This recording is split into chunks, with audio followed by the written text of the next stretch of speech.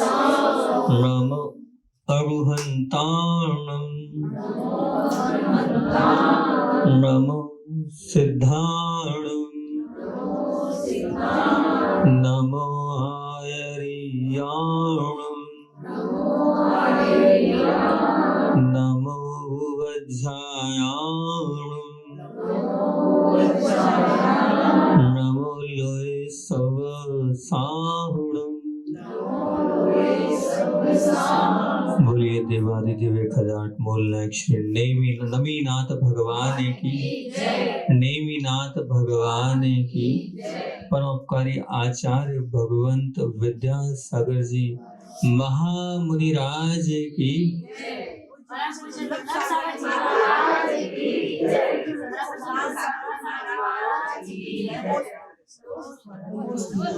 एक काल्पनिक दृष्टांत से अपनी बात को प्रारंभ करता हूँ। एक होटल में एक व्यक्ति बैठा था, चिंतन कर रहा था अपने पूर्व को, अपने अतीत को, और उन अतीतों में खोया हुआ था। वो खोया हुआ था और खोते हुए जब चिंतन चल रहा था, उसी बीच उसके सामने वाली जो कुर्सी थी वहां पर यमराज आकर बैठ गए और यमराज ने कहा, भैया आप ही का नाम ये है? तो बोले हाँ मेरा ही नाम ये है। आपका नंबर आ गया है और आपको मैं लेने आया हूँ। आपका नंबर आ गया है और आपको मैं लेने आया हूँ। तो उन्होंने कहा बैठिए, आप आए हैं बहुत अच्छी बात है। कुछ ठंडा कुछ गर्म? नहीं कुछ नहीं लेना। नहीं ऐसा नहीं, कुछ ना कुछ तो आपको लेना पड़ेगा। और अब खातिरदारी करी। खातिरदारी में जो थे वो सज्जन, उन्होंने एक नींद की गोली डाल दी और यमराज जी जो हैं वो सो गए। अब इस बीच में उसने ये बात तो पहले ही करी थी कि 10 लोगों को लेने आया हूँ, तो उसने 10 लोगों में सबसे पहले नंबर आप पाइएगा। तो अब जब सोए थे तो उसने क्या करा, 10वें नंबर पर अपना नाम कर दिया। कम से कम इतना तो मुझे मिलेगा मौका, तो बाकी सब काम और जो बचे थे जिनका चिंतन कर रहा था वो सब हो जाएंगे। अब हुआ ये, जैसे वो उठे तो उनको बड़ी खातिरदारी बहुत अच्छी लगी। बोले पहली बार और बड़ी निश्चिंता से मैं सोया हूँ और मैं बहुत प्रसन्न हूँ, पर ऐसा है कि मैं टाल तो सकता नहीं हूँ। आपको ले जाना तो है ही मुझे, इसमें कोई विकल्प वाली बात है ही नहीं। लेकिन इतना कर सकता हूँ, इतना मेरे हाथ में है। क्या? बोले ऐसा करता हूँ, जो 10वें नंबर का है उसको पहले नंबर पे कर देता हूँ, जो पहले नंबर का है उसको 10वें नंबर पे कर देता हूँ। इतना मेरे हाथ में है, ये कर सकता हूँ मैं। तो उसने तुरंत वही किया। तो उसने कहा ठीक है भैया, जो 10वें नंबर पे है उसको पहले नंबर पर, मैं ही हूँ पहले नंबर वाला, 10वें नंबर वाला। तो आज हम सब उस मौत के लिए, उस मृत्यु के लिए तैयार हैं कि नहीं? कभी भी आ सकती है। वो एक काल्पनिक दृष्टांत था आपसे बात करने का। कभी आपने सोचा कि कब मेरा अंत हो जाएगा? आचार्य भगवान बार बार इस विषय को लेके बोलते हैं, life is divided by 4 parts. अपने जीवन को 4 भागों में बांटो और 4 भागों में बांटने के बाद कब कहाँ तक कितना करना है उसके विषय में सोचो। कहाँ तक हम जा रहे हैं, कितनी हमारी यात्रा है, उस यात्रा को हम किस ओर ले जा रहे हैं। मैं बार बार बोलता हूँ और हमेशा कहता हूँ कि आप लोग पाठशाला में पढ़ते आए 5 पाप होते हैं। पढ़ते हैं 5 पाप होते हैं। सबको मालूम है 5 पाप। हिंसा आप बोलते हो पाप है, क्योंकि हिंसा आपको लगता है मैं किसी जीव को मारूंगा तो निश्चित तौर से उस जीव को मारने के बाद क्या होगा, वैसी गति हो सकता है मेरी होगी। डरते हो, और जैन होने के बाद तो विशेष डरते हो। आप झूठ नहीं बोलते हो क्योंकि आपको मालूम है झूठ बोलने का परिणाम क्या, आज नहीं कल वो झूठ पकड़ाएगा। मतलब वो आपकी दृष्टि में भी खराब है, समाज की दृष्टि में भी खराब है, इसलिए आप उस झूठ से डरते हो। आप चोरी से भी डरते हो, आप भी डरते हो क्योंकि चोरी कर भी ली तो उसका परिणाम क्या निकलेगा। उसका परिणाम तो हमेशा हमें सलाखों के पीछे जाना पड़ेगा, इसलिए चोरी भी नहीं करते हो आप। समाज को भी वो पसंद नहीं है आपको भी पसंद नहीं है, आप भी डरते हो, आप कुशील से ही बचते हो, क्योंकि आपको मालूम है जरा सी मेरी गलती मेरी पूरी इज्जत को खराब कर देगी, इसलिए आप उससे भी हमेशा बचते हो, हमेशा दूर रहने का प्रयास करते हो और हमेशा अपने आप को पवित्र बना के रखते हो। बहुत बढ़िया, इन 4 चीजों से आप डरते हो। पर मेरा प्रश्न है, 5वां परिग्रह, क्या उसको आपने पाप माना? 5 पाप बरोबर है ना? 5 साल में 5 पाप पड़ा है ना? हमारी दृष्टि परिग्रह रूपी पाप पे क्यों नहीं? हमारा उसको हमने पाप क्यों नहीं स्वीकार किया? भैया समाज में तो उल्टा होता है, जो जितना पैसे वाला उसको सम्मान दिया जाता है, उसको कुर्सी दी जाती है, उसको माला पहनाई जाती है, उसको मतलब क्या, मतलब ये यहाँ तक कि समाज भी उस परिग्रह का सम्मान कर रहा है, उस परिग्रह को क्या कर रहा है, वो ऊंचा उठा रहा है। ना समाज को वो परिग्रह एक्सेप्ट है, ना आपको एक्सेप्ट है, बल्कि परिवार में भी अगर 4 लड़के हैं, जो लड़का ज्यादा कमा रहा है ना, उस और आपका प्रेम स्नेह वात्सल्य और ज्यादा। ये क्या है? जो पाप है उस पाप को भी आप पाप स्वीकार नहीं कर रहे हो, मतलब कुल मिलाकर अन्यथा मत लेना, अन्यथा मत लेना। नहीं तो बोले भाई जी क्या बोल रहे हो, आप मिथ्या दृष्टि हो। अरे महाराज जी मिथ्या दृष्टि बना दिया। अरे 5 चीजें हैं, 4 को तो स्वीकार कर रहे हो, आगम की वाणी को, 5वीं को क्यों नहीं स्वीकार कर रहे हो आप? 5वीं को भी स्वीकारो ना। अगर 5वीं को स्वीकार नहीं कर रहे हो, मतलब आप आगम को स्वीकार नहीं कर रहे हो। तो जब आगम को स्वीकार नहीं कर रहे हो तो निश्चित बात है कि देव शास्त्र गुरु की वाणी पे आपको श्रद्धा नहीं है, तो आप मिथ्या दृष्टि हो गए। कोई उंगली उठा दे मेरी इस बात पे, कोई बोलो। स्वाध्यायशील बहुत सारे लोग बैठे हैं, मैं गलत बोल रहा हूँ? हैं? बहुत बढ़िया, मैं बता रहा हूँ, अभी आगे खोलूंगा उस विषय को, मैं उस विषय को खोलूंगा, चिंता नहीं कर, आगे बोल रहा हूँ। परंतु इसीलिए मैंने life is divided by 4 parts पहले बेस बनाया मैंने, कि हमारे आचार्य श्री कहते हैं अपने जीवन को 4 भागों में बांटो। तो अगर महाराज जी ऐसा है तो फिर क्या करें हम? क्या पापी हैं हम? मैं ये नहीं कह रहा हूँ, आगम में व्यवस्था दी है कि आपका पाप जब मिलेगा, आप एक समय सीमा बना लो, एक उम्र की बना लो, 45 साल, 50 साल, 55 साल, 60 साल, कुछ तो बनाओ। पैसे की बना लो, 1 करोड़, 2 करोड़, 3 करोड़, कितना कमाना उसके बाद बंद कर दूंगा। तो फिर ध्यान रखना, वो आपका वो जो है परिग्रह में नहीं रहेगा, वो परिग्रह में नहीं रहेगा। मैं बार बार जहां जाता हूँ मैं इस बात को बोलता हूँ, सूरत वाले भी आए हैं, जयपुर वाले भी आए हैं, नंदुरबार वाले भी बैठे हैं, मैं सबसे एक ही बात बोल रहा हूँ कि अब अगली बार अगर मेरे पास आओ तो बस इतना लेके आना, महाराज जी इतने साल के बाद सब छोड़ रहा हूँ, तो बहुत अच्छी बात है। तो मैं मानूंगा कि बहुत बढ़िया आपने किया, आप आगम की वाणी को मानते हो, आप सम्यक दृष्टि हो। अन्यथा जब तक मैं आपको मिथ्या दृष्टि ही स्वीकार करूंगा, प्रथम गुणस्थान वृत्ति ही स्वीकार करूंगा, बस सीधी बात है। अगर आपको सम्यक दृष्टि बनना है तो क्या करना पड़ेगा? यही वाली बात बोल रहा हूँ कि आपको अपनी लाइफ को अब 4 पार्ट बताएं, तो अब कोई ना कोई तो आपको डिसीजन करना पड़ेगा। या तो आप एक जगह बन जाओ, या तो लाइफ के विषय में बन जाओ, इतने साल के बाद कुछ नहीं करूंगा, या आप अपनी संपत्ति बता दो, बस महाराज जी इतना, उसके बाद कोई आवश्यकता नहीं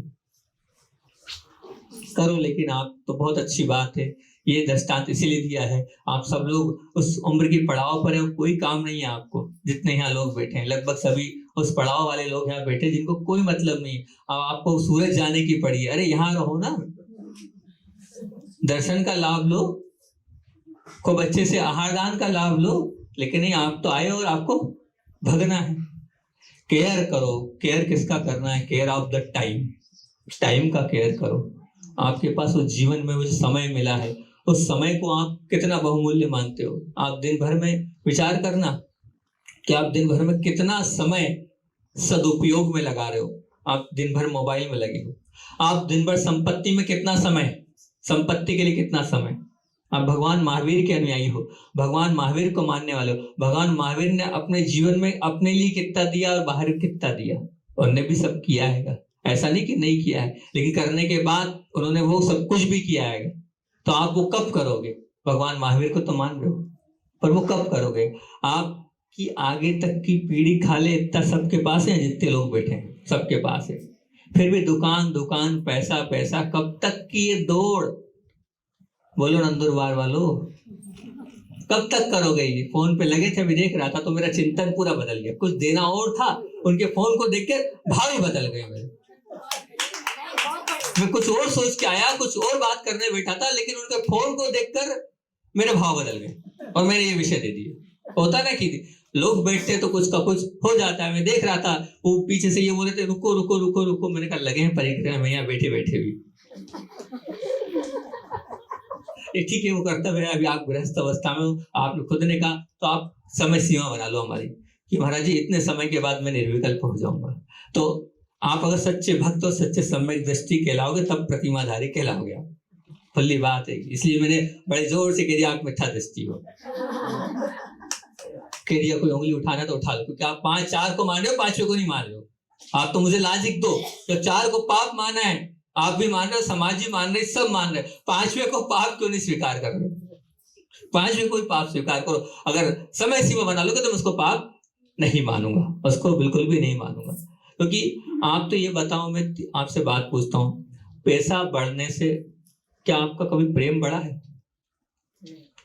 जहां जहां पैसा बढ़ा है, झांक के देख लेना, कभी प्रेम नहीं बढ़ा है। जितना पैसा उतना द्वेष बढ़ा है। उस पैसे ने हमेशा खाई और दूरियां करिएगी। प्रेम कभी पैसे से नहीं बढ़ा है, बिल्कुल निश्चित मान के। पैसे बढ़ने से कभी प्रसन्नता नहीं बढ़ी है।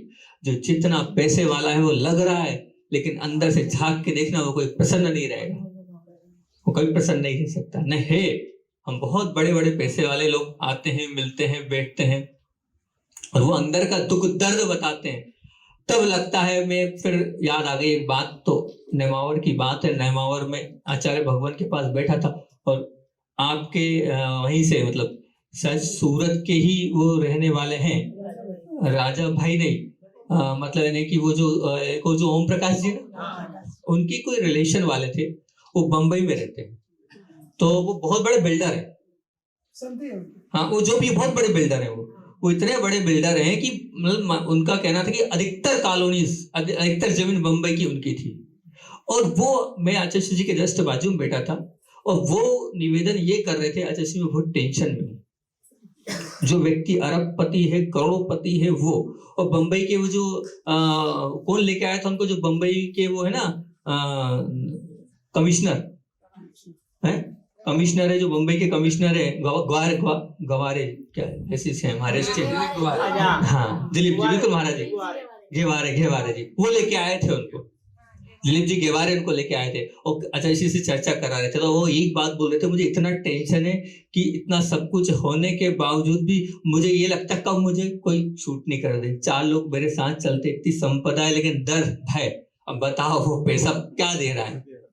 वो पैसा डर दे रहा है, वो पैसा भय दे रहा है, वो प्रसन्नता को समाप्त कर रहा है। पैसा बढ़ने से पवित्रता भी बढ़ी क्या आपकी? नहीं, बिल्कुल नहीं। क्योंकि मेरा मानना ये है कि जहां जहां जब जब पैसा बढ़ा है, सामान्य से एकदम 100% नहीं उस बात को सत्य लेना, लेकिन 80% तो लेना, जब जब भी वो पैसा बढ़ा है, ईमानदारी का नहीं बढ़ा है, वो पाप का पैसा बढ़ा है।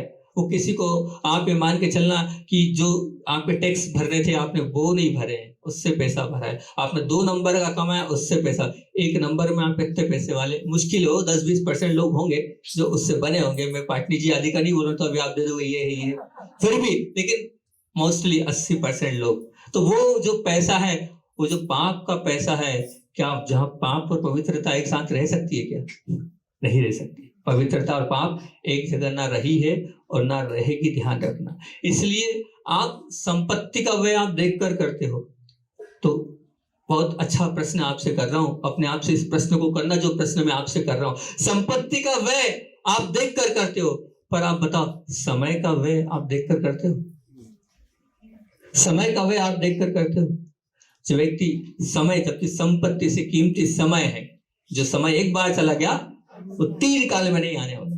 केयर ऑफ द टाइम, अपने समय कब आपको ले जाएगा कोई पता नहीं। इसलिए अपने समय की आप चिंता करो।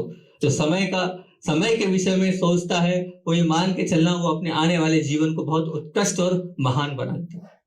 सुविधा, सुरक्षा और सद्गति, 3 बातें। सुविधा है, सुरक्षा है, सद्गति, 3 चीजें हैं आपके पास। सुविधा देने की ताकत किसमें है? सुविधा देने की ताकत पैसे में है। कितना समय दे रहे हो आप पैसे को, ठीक, कोई बात नहीं। सुरक्षा देने की गारंटी किसमें है? पुण्य की। सुरक्षा पुण्य देगा। कितना समय दे रहे हो आप पुण्य को, विचार करना। तीसरी बात, सदगति देने की सामर्थ्य धर्म में है। सदगति देने की सामर्थ्य धर्म में है। तीनों बात बहुत महत्वपूर्ण बोल रहा हूं, ध्यान से सुनना। क्या? सुविधा देने की ताकत पैसे की है। कितना आप सुविधा के लिए कितना आगे जा रहे हो, कितना समय दे रहे हो, विचार करना है। समय की बात चल रही है। और सुविधा देने की गारंटी काय की है? पुण्य की है। आप कितना समय दे रहे हो पुण्य को। और सदगति देने की सामर्थ्य किसकी है? धर्म की है।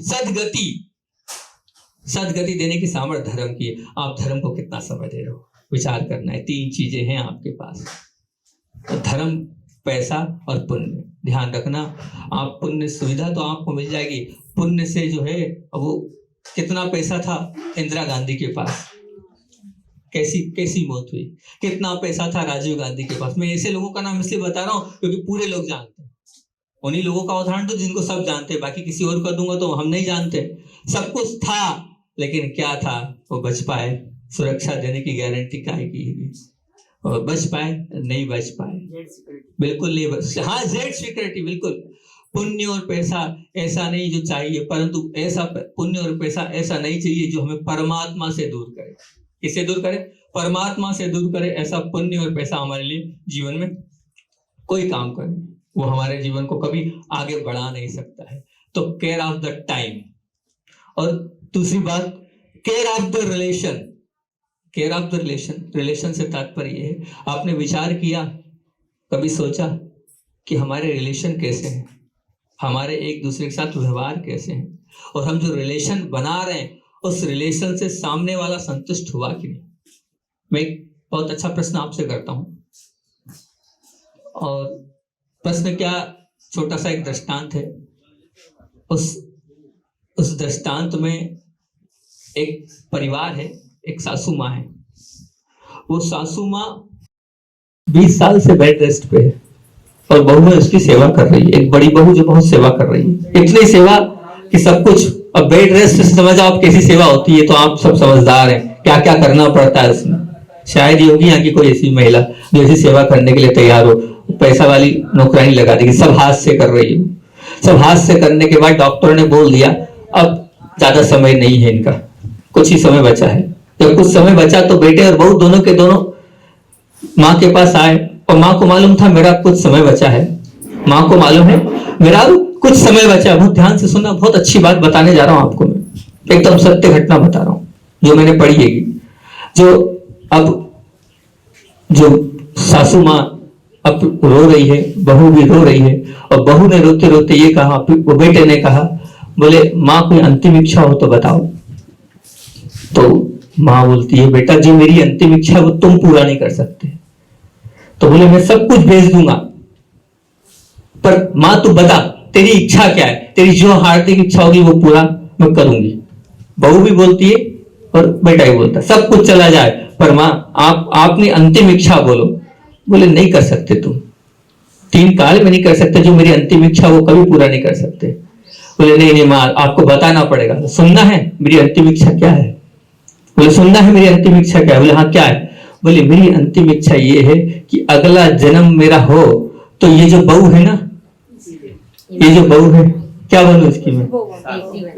बहुत बढ़िया, वेरी गुड। इसकी मैं जो बहू है ये मेरी क्या, इसकी मैं बहू बनूं। ये बहू है इसकी मैं बहू बनूं, और ताकि जैसी इसने सेवा करी है वैसी सेवा मैं इसकी करूं। ये मेरी अंतिम इच्छा है। ये तुम नहीं पूरी कर सकते, कोई नहीं पूरा कर सकता। ये तो मेरे खुद के परिणामों से मैं अगला भाव लूंगी और होंगे। ऐसा मेरा पुण्य हो जाए कि इस बहू की बहू बनूं मैं, मेरी ये बहू है इसकी बहू बनूं मैं, और जैसी इसने सेवा करी उससे अच्छी सेवा इनकी मैं कर पाऊं। ऐसे भाव कोई विचार करना, अपने आप को, अपने जीवन को उठा के देखना कि कोई कभी ऐसा लगता है आपके परिवार का कोई सदस्य कहता है कि अगर अगला जन्म मिले तो यही पिता मिले, यही माँ मिले, यही पत्नी मिले, यही सासू मिले, यही बेटा मिले, यही बेटी मिले, तो समझना आपने केयर किया है रिलेशन में। तो समझना आपका जो रिलेशन है वो बहुत अच्छा है, बहुत सुपीरियर है। नहीं तो कोई मतलब नहीं।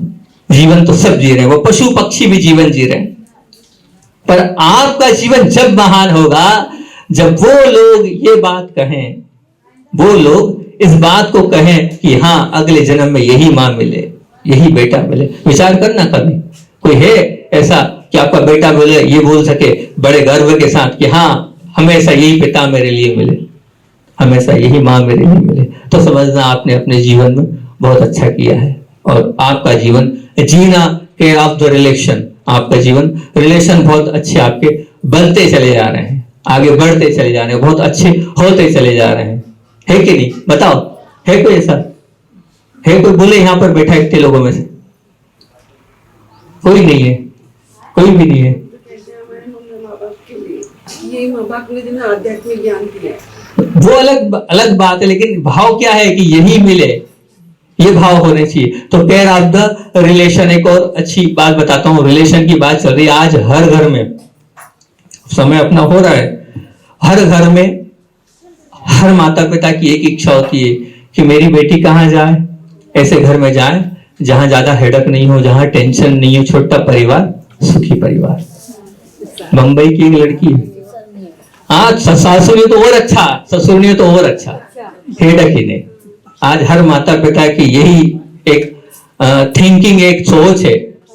पर एक गोल्ड मेडलिस्ट डॉक्टर, बंबई की वो बालिका, और उसकी सोच क्या थी? उसकी सोच थी कि मुझे ऐसे घर में जाना है, ऐसे घर में जाना है जहां पर 10-12 से कम तो होना नहीं परिवार में लोग। और दूसरी बात, वो जो पति है और वो परिवार के लोग पूरे धर्मात्मा व्यसन मुक्त चाहिए, और उन लोगों का विदेश जाने का त्याग चाहिए। एक गोल्ड मेडलिस्ट बंबई में रहने वाली वो लड़की, और सब जगह बंबई में जो है ऐसा कोई भी तैयार, ऐसा है ही नहीं परिवार, इतना बड़ा परिवार बंबई में रहता ही नहीं, बड़ी बड़ी सिटी में थोड़ा परिवार मिलेगा ही नहीं। अब क्या उस लड़की की मांग कि बड़ा परिवार चाहिए मुझे, बड़े परिवार में ही जाना है मुझे, तो अब सब जगह ढूंढा गया। छोटे से गांव में उनका विवाह हुआ, छत्तीसगढ़ में छोटे से गांव में। आप विचार करना, क्योंकि गोल्ड मेडलिस्ट लड़की है, उसके बावजूद भी सब अच्छा है, उसके दिखने में सब बढ़िया है, लेकिन उसकी शर्तों के अनुसार से बड़ी जगह माता पिता चाहते हैं और वो बालिका चाहती नहीं, मेरा ये जो 3 शर्तें, ये शर्तें होनी चाहिए। क्या ऐसे संस्कार दिए आपने अपनी बच्चियों को कि ये 3 शर्त हो? अरे आपकी शर्त नहीं होगी, ये तो बच्ची की तो दूर, बच्ची की तो दूर। अब केयर ऑफ द कैरेक्टर, अभी केयर ऑफ द रिलेशन से और बहुत सारी बातें हैं, बहुत अच्छी, जो 5 चीजें मैंने सोची कि हमें अपने संबंधों को कैसे बढ़ाना, लेकिन अब आपका समय जो है वो हो गया है, तो इस पर अपन कल चर्चा करेंगे। लेकिन एक आचार्य भगवान की अभी हमने जो चालू पहले थी ही, हम प्रतिदिन एक ना एक संस्मरण गुरुदेव का सुनाते ही थे, परंतु अभी बीच में थोड़ा सा हो गया था गैप, इस वजह से नहीं सुनाया, तो आज फिर से हम सुना रहे हैं पूज्य, क्योंकि गुरुदेव की गाथा गाने से वो तीर्थंकर स्वरूप है, उनकी बात करने से अपने आप की शुद्धि बढ़ती है, परिणामों में निर्मलता आती है। उनकी बात को सुनने और सुनाने से सच कह रहा हूं बहुत आनंद आता है, ऐसा लगता है हमने बहुत कुछ कर लिया, उनके विषय में आज कुछ बोल लिया, उनके विषय में आज कुछ सोच लिया। तो पूज्य मतलब मुझे अलग जी हो गए, धैर्य सागर जी महाराज, अलग हो गए ना, धैर्य सागर जी महाराज जी वास्तविकता में बहुत अच्छा काम कर रहे हैं। वो पूज्य गुरुदेव के पूरे जी के पूरे जीवन काल की चीजें जहां जैसी जो मिलती है उसको लिखते जा रहे हैं, अंकित करते जा रहे हैं। और बहुत सी मैंने उनकी वो पुस्तक पढ़ी भी बिहार में, तो मुझे बहुत अच्छी लगी। कुछ चीजें तो बहुत ही ऐसा लगा कि ये तो वास्तविकता में बहुत अच्छी है, हाँ कुछ ऐसा लगा। तो उसमें एक बात उसमें जो आई वो आपको सुनाता हूँ, बहुत अच्छी बात थी। बोले हम लोग मुक्तागिरी में थे, तो मुक्तागिरी में एक ब्रह्मचारी पास में गांव है, वहीं पर लार शायद लार, वही महाराष्ट्र का गांव है वो, है ना, वहीं के एक ब्रह्मचारी तात्या थे। नहीं ये तात्या नहीं, वो तात्या भैया, कारंजा हाँ, तो बोले वो तात्या थे, और वो जो थे हाँ वहीं कहीं है आसपास।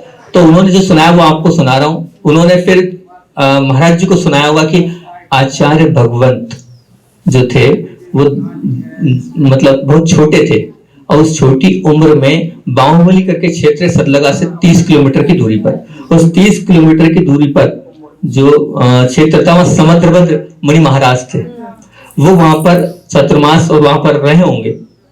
तो पूज्य आचार्य भगवान उस अवस्था में बार बार वहां पर आते थे, अध्ययन करते थे और बार बार, तो उस वक्त उन्होंने ये निवेदन किया था कि महाराज श्री जी मैं अपना कल्याण करना चाहता हूँ और आपके संग में रहना चाहता हूँ और मैं भी आपके जैसे मुनि बनना चाहता हूँ। तब उनको जिज्ञासा हुई कि आखिर किस उम्र में आचार्य भगवान का वो बीज बोया, बीज अपने मतलब उगा वैराग्य का, किस उम्र में। तो उन्होंने पता किया कि कब महाराज जी कैसे जाते थे, किस प्रकार से जाते थे। तो पता चला कि आचार्य भगवान की जो वो उम्र होगी वो 12-13 वर्ष की बात है। 58 जो सन उसमें बताया, बोले 12-13 वर्ष की उम्र है। और बाहुबली से मतलब सरलगा से बाहुबली की दूरी थी लगभग 30 किलोमीटर और वो हमेशा साइकिल से जाया करते थे। और हर 5वें 6वें 8वें दिन वो महाराज जी के पास पहुंच जाते थे और हर जो महाराज जी की चर्या से, आहार दान से, वैयावृत्ति से लाभ लेते थे, ज्ञान से लाभ लेते थे। हर बार ये निवेदन करते थे महाराज जी से कि आपके जैसे हमें भी बनना है। सोचो, विचार करो, इस छोटी सी उम्र में वो साइकिल से जाते थे। आप 40 किलोमीटर आते जरूर नंदुरबार वालों को, देखो हमारे गुरु जी को वो साइकिल से आते थे, आपको गाड़ी से आ रहे हो। आप लोग तो 40 किलोमीटर नंदुरबार से आ रहे हो, गाड़ी से आ रहे हो, और गुरुजी उस उम्र में साइकिल से जाते थे और साइकिल से आते थे। ये थी भक्ति गुरुओं के प्रति, ये थी आस्था गुरुओं के प्रति। इसलिए ऐसी भक्ति और ऐसी आस्था थी कि आज इतने महान आचार्य हमारे बने हुए। आचार्य भगवान विद्यासागर जी महामुनि राज की जय। जावाणी के ज्ञान के सुधे लोटा लोट सोवाणी मस्तक नमो सदा देतुम। आप लोग आज हाँ नहीं करो।